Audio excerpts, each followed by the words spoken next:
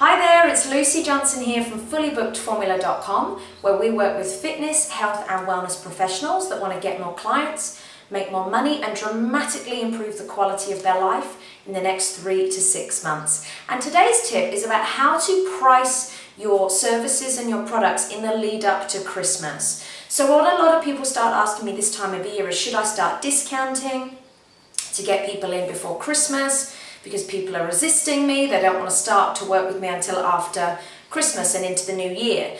And what I want to share with you is, it really doesn't matter how cheap or how expensive what you offer is. If it's simply not what your ideal client wants in the lead up to Christmas, they're not going to buy it anyway. It doesn't matter how cheap you go. What people often do is they discount their services in the hope that people will buy, and when they still don't buy, even though they've heavily discounted, people feel demoralized. They feel like, oh my goodness, I can't even sell my services at less than 50% of what I would normally charge.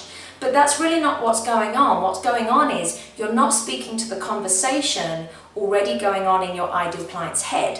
So you really need to find out what they are thinking about and what it is that they need from you, because pricing things differently isn't going to make that much difference in the lead up to Christmas. You might want to consider taking payment plans rather than having to be paid in full for your program, your product and your service, because that will certainly help people over the Christmas period.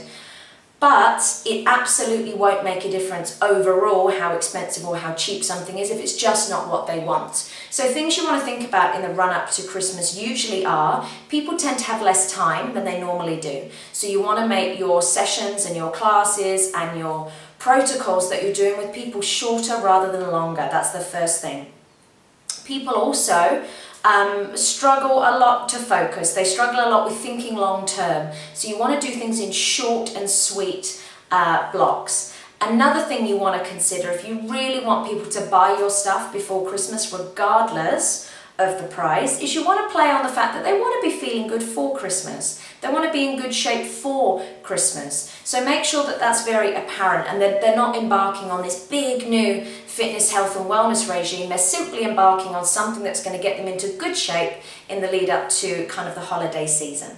So those are my tips for what to do with your pricing in the lead up to Christmas to keep selling and to make sure people keep buying from you. Remember, it's not about the amount of money you're asking for, it's about how much value they perceive in what you're offering to them right now. If they don't want what you're offering, it doesn't matter how cheap you go. So you need to change what you're offering rather than change your price. So these are tactics I use in my business. These are things my clients are using in their businesses. They're working for me. They're working for my clients. They can work for you too.